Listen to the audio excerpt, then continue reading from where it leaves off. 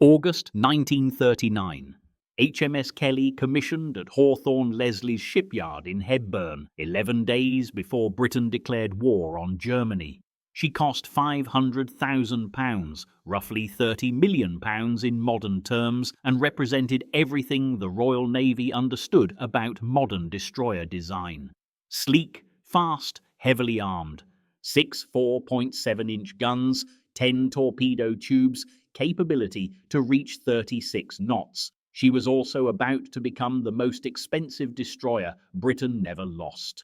The economics of warship damage present calculations that admirals hate making. Build a destroyer for £500,000, watch it get torpedoed 3 months later, and you've consumed resources equivalent to 10 corvettes. The logical solution: don't repair battle damage when a ship seems doomed. Scrap the hulk, reallocate resources, build something else. Admiral Pound, First Sea Lord, understood this arithmetic coldly. Lord Louis Mountbatten, commanding HMS Kelly, understood it differently. Between December 1939 and May 1941, HMS Kelly suffered catastrophic damage 3 separate times. Each time, conventional wisdom said scrap her. Each time, Mountbatten fought to keep his ship. The decisions defied economic logic, strained shipyard capacity, and consumed repair resources desperately needed elsewhere. They also demonstrated something the accountants couldn't quantify. Sometimes persistence matters more than efficiency. This is the story of how one destroyer and one captain kept coming back despite mathematics that said they shouldn't. December the 14th, 1939. HMS Kelly had been operational exactly 4 months. She'd escorted convoys, chased submarines, performed the routine patrols that consumed destroyer strength. Then came the rescue mission. 2 tankers struck mines off the Tyne estuary. Kelly and HMS Mohawk raced to assist, escorting rescue tugs toward the damaged ships. At 16:30, Kelly's crew felt the impact. A German mine, laid by destroyers 3 nights earlier, exploded beneath her stern. The blast tore open her hull, flooded machinery spaces, destroyed steering gear. She lost power, communications, mobility. The destroyer that had cost £500,000 became a helpless hulk wallowing in freezing North Sea swells. HMS Mohawk attempted towing but couldn't manage Kelly's dead weight. The tug Great Emperor, one of the vessels Kelly had been escorting, took her in tow instead. 4 knots through winter seas back to the Tyne, Kelly barely afloat, pumps running continuously to keep her from sinking. The damage assessment at Hawthorne Leslie's yard was grim. The stern was destroyed, propeller shafts bent, steering gear wrecked, electrical systems flooded, hull plates buckled. Repair estimate: 3 months minimum, £150,000 cost. For context, that £150,000 could convert 3 passenger liners into armed merchant cruisers.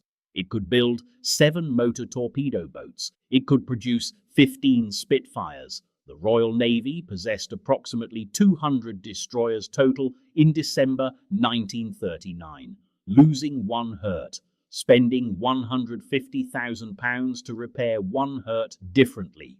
Admiral Pound's staff ran the calculations. HMS Kelly would be operational late February 1940 if everything went perfectly. Meanwhile, Britain had contracts for new destroyers awaiting completion. The O-class vessels cost £480,000 each and would enter service in 1941, whether Kelly was repaired or not. From pure cost-benefit analysis, scrapping Kelly made sense. Take her guns, salvage undamaged equipment, use the steel for something else. Mountbatten argued otherwise. HMS Kelly wasn't just functioning machinery. She was a flotilla leader. The K-class destroyers had been designed as coherent units, 8 ships operating together under experienced command. Losing Kelly meant losing that coordination. Training a new flotilla leader required 6 months. The crew represented accumulated experience that couldn't be quickly replaced. Most significantly, ship morale across the 5th destroyer flotilla would collapse if their leader was scrapped after one mine hit. These arguments had weight the accountants couldn't measure. Mountbatten's personal connections, second cousin to King George VI, great-grandson of Queen Victoria, ensured his arguments reached people who mattered. The decision came down: repair HMS Kelly. Hawthorne Leslie's workers, the same men who'd built her, bent to the task. They worked through winter, through blackouts, through air raid warnings. On February 28, 1940, HMS Kelly returned to service. 3 months' work, £150,000 spent, 1 destroyer saved. March 1940. Kelly had been operational again for 17 days when HMS Gurkha appeared through a snowstorm. The 2 destroyers were escorting convoys travelling opposite directions in the Norwegian Sea. Visibility approached 0. Kelly's lookouts saw Gurkha's silhouette too late. The collision tore a 30-foot gash along Kelly's bow. Seawater poured in. The destroyer limped to London's docks for emergency repairs, while Gurkha returned to her own yard, both ships damaged by navigational error in impossible weather. Repair cost £40,000. Time 3 weeks. Kelly had now consumed £190,000 in repairs, enough to build a corvette from scratch and still have £170,000 remaining. The ship was becoming financially problematic, but Kelly was already repaired once. Scrapping her now meant admitting the first repair had been wasted money. The sunk cost fallacy worked in Kelly's favour. She returned to duty in April 1940. May 9, 1940. HMS Kelly was participating in operations off Norway when German E-boats found her. The torpedo struck amidships at 23:55. The explosion tore open Kelly's engine room, destroyed boiler spaces, killed 20 crew instantly. The destroyer lost all power. She began listing heavily to port, settling by the stern. Most captains would have ordered abandon ship. Mountbatten refused. He ordered damage control parties to shore bulkheads, plug leaks, fight the flooding. The crew worked through the night while Kelly drifted helpless. By dawn, she was still afloat, barely. The destroyer HMS Bulldog attempted towing, but Kelly's damage was too severe. Then the tug Great Emperor arrived. The same tug that had saved Kelly in December would save her again. Great Emperor took Kelly in tow, heading for the Tyne at 3 knots. The next 4 days became legendary. German bombers found the crippled destroyer. German E-boats stalked her. Kelly could barely move, couldn't fight back effectively, was absolutely helpless. Her escorts drove off repeated attacks while Great Emperor maintained steady towing speed. For 96 hours, Kelly hung on. She reached the Tyne on May 13, 1940, still afloat through seamanship that impressed even the Navy controller. His official report noted she survived not only by good seamanship but also on account of excellent workmanship, which ensured watertightness of other compartments. A single defective rivet might have finished her. The damage this time was catastrophic. The torpedo had destroyed Kelly's entire midsection. Engine room wrecked, boilers destroyed, hull plates blown out, fuel systems ruptured, electrical systems annihilated. The destroyer would require complete reconstruction. Estimate 7 months, £250,000. Total damage so far, £440,000 in repairs. Combined with original construction cost of £500,000, HMS Kelly now represented £940,000 invested, enough to build 2 modern destroyers from scratch. At this point, the arguments for scrapping became overwhelming. Kelly wasn't damaged, she was destroyed. Reconstruction would monopolize Hawthorne Leslie's yard through winter. That capacity could build new vessels. Britain desperately needed destroyers for convoy escort after Dunkirk evacuations had damaged or destroyed dozens. HMS Kelly was 1 ship. The nation needed hundreds. The mathematics were brutally clear. Scrap her. Mountbatten fought again. This time, his arguments focused on symbolic value. Kelly had survived mine collision torpedo. The crew, who saved her 3 times, possessed esprit de corps that new destroyers couldn't match. Scrapping Kelly would broadcast weakness, that British destroyers couldn't survive German attacks. Repairing Kelly would demonstrate resilience. The propaganda value outweighed financial cost. These arguments strained credibility. Destroyers were tactical weapons, not symbols, yet Mountbatten's connections ensured consideration. More significantly, Hawthorne Leslie's workforce wanted to repair Kelly. The men who built her took pride in her survival. They'd already repaired her twice. They wanted to prove British craftsmanship could overcome German torpedoes. When workers volunteer enthusiasm, management listens. The decision came: rebuild HMS Kelly. Hawthorne Leslie's yard devoted 7 months to reconstructing a destroyer that economically should have been scrapped.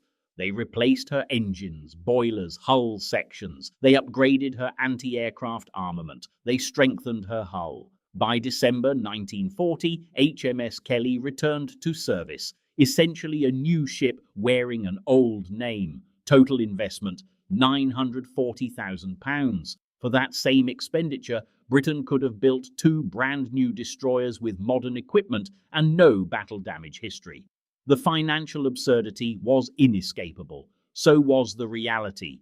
HMS Kelly was operational, and her crew were veterans who'd survived everything Germany could throw at them. December 1940 through April 1941. Kelly underwent working up trials, channel patrols, convoy escort duties. She performed flawlessly. The repairs proved solid. Mountbatten commanded her with the confidence of someone who'd nearly lost his ship 3 times and refused to accept defeat. In April 1941, Kelly sailed for the Mediterranean, joining Force S at Gibraltar for convoy operations to Malta. The Royal Navy's Mediterranean situation was desperate. Greece was falling. Crete faced invasion. German air superiority made daylight operations suicidal. Destroyers like Kelly were expected to perform impossible missions: convoy escort under constant air attack, shore bombardment in daylight, evacuation operations under Stuka assault. The losses were predictable and horrific. May 22, 1941. HMS Kelly, Kashmir and Kipling received orders to bombard Malami airfield on Crete, supporting a New Zealand brigade's counterattack against German airborne forces. The mission required approaching Crete's north coast in darkness, shelling the airfield, then withdrawing before dawn. It was dangerous but achievable. Then HMS Kipling reported steering gear defects. Mountbatten detached her, continuing with just Kelly and Kashmir, 2 destroyers where doctrine required 4. The mission went forward anyway. They completed the bombardment. German positions received heavy shells. The New Zealand counterattack had fire support. Kelly and Kashmir turned north to withdraw, racing for sea room before Luftwaffe bombers arrived. They didn't make it far enough. Dawn found them 50 miles north of Crete, still within easy range of German airfields. At 7:30, 24 Junkers Ju-87 Stuka dive bombers found them. The attack lasted 8 minutes. German pilots were experienced, methodical, professional. They divided into 3 groups, 8 aircraft per destroyer, 8 in reserve. HMS Kashmir received the first strike. Multiple 500-kilogram bombs hit her amidships. She broke apart and sank in 2 minutes, taking 150 crew with her. HMS Kelly lasted longer. Mountbatten maneuvered violently, throwing his ship through evasive patterns. Kelly's anti-aircraft guns shot down 3 Stukas, damaged another, but 21 bombers pressed home attacks. At 7:55, 1 bomb struck Kelly's magazine. The explosion destroyed her keel. She capsized in 30 seconds. Mountbatten was on the bridge when Kelly rolled. He rowed the ship over, trapped briefly underwater as the destroyer inverted, then surfaced among wreckage and fuel oil. 130 crew died. 83 survived, including their captain. HMS Kipling arrived 3 hours later, rescuing survivors while German aircraft strafed the water. The pilots machine-gunned helpless sailors clinging to rafts, a war crime that survivors never forgot. HMS Kelly was gone. After 3 miraculous survivals, the 4th attack succeeded. The destroyer that cost £940,000 to build and repair had operational lifespan of 20 months. Financial analysis suggested she should have been scrapped in December 1939. Instead, she consumed resources equivalent to 2 modern destroyers and ultimately died anyway. The mathematics condemned Mountbatten's decisions as wasteful, but mathematics couldn't measure what Kelly accomplished in those 20 months. She escorted dozens of convoys safely to port. She sank a U-boat in 1940. She participated in Norwegian operations, Channel patrols, Mediterranean combat. She survived mine, collision, and torpedo through crew determination that became legendary across the Royal Navy. Her survival inspired other ships. When HMS Javelin lost bow and stern to torpedoes in November 1940, her crew remembered Kelly's example and saved their ship. More significantly, Kelly created veterans. The survivors, Mountbatten included, carried experience that proved invaluable. Mountbatten went on to command combined operations, planning commando raids and eventual D-Day operations. His understanding of ships' damage control and crew management under extreme stress came directly from Kelly. Many Kelly veterans served on other destroyers, bringing their experience forward. You cannot quantify that value in pounds sterling. The larger question remains, should Kelly have been repaired 3 times? Cost-benefit analysis says no. The £440,000 spent on repairs could have built corvettes, MTBs, or contributed to more strategically valuable vessels. Kelly's operational contribution probably didn't justify her repair costs. Admiral Pound's staff were correct. Scrapping her in December 1939 would have been financially rational, but navies don't run on financial rationality alone. They run on morale, tradition, symbolism, and the intangible factors that make crews fight beyond logic. HMS Kelly represented persistence. She proved British destroyers could survive German attacks through skilled seamanship and determined damage control. That lesson spread throughout the fleet. When other destroyers suffered damage, crews remembered Kelly and fought to save their ships. Some succeeded. Those successes justified Kelly's continued existence even when the ledgers said otherwise. The final accounting is uncomfortable. HMS Kelly cost £940,000 total, enough for 2 modern destroyers. She operated for 20 months before sinking. 2 brand new destroyers could have served 40 months combined with 0 repair delays. The mathematics favor scrapping, but the 2 hypothetical destroyers wouldn't have been commanded by Mountbatten. They wouldn't have created the legend. They wouldn't have inspired other crews. They would have been excellent ships performing excellent service anonymously. Kelly was different. Her 3 survivals and eventual loss became the story that Noel Coward transformed into In Which We Serve, the 1942 film that immortalized British destroyer crews. The movie, co-directed with David Lean and starring Coward himself, didn't mention Kelly by name. It didn't need to. Everyone knew which destroyer had survived impossible damage 3 times before finally succumbing off Crete. The film became the defining portrayal of Royal Navy destroyers at war, inspiring recruitment, boosting morale, cementing public support for the naval war. That cultural impact cannot appear in cost-benefit calculations. Yet it mattered. Britain in 1940 to 1942 fought as much through morale as through material. The nation needed stories of persistence, of ships that refused to sink, of captains who brought their crews home against impossible odds. HMS Kelly provided that story 3 times over. The £440,000 repair bill purchased something more valuable than another destroyer's service. It purchased inspiration. There's also the question of alternatives. Would scrapping Kelly in December 1939 actually have freed resources for more valuable uses? Hawthorne Leslie's yard specialized in destroyers. The workers who repaired Kelly couldn't easily transition to building corvettes or MTBs. The steel salvaged from scrapping would have been relatively small. The £190,000 spent through May 1940 represented distributed costs, labour, materials, overhead that wouldn't necessarily redirect to better purposes.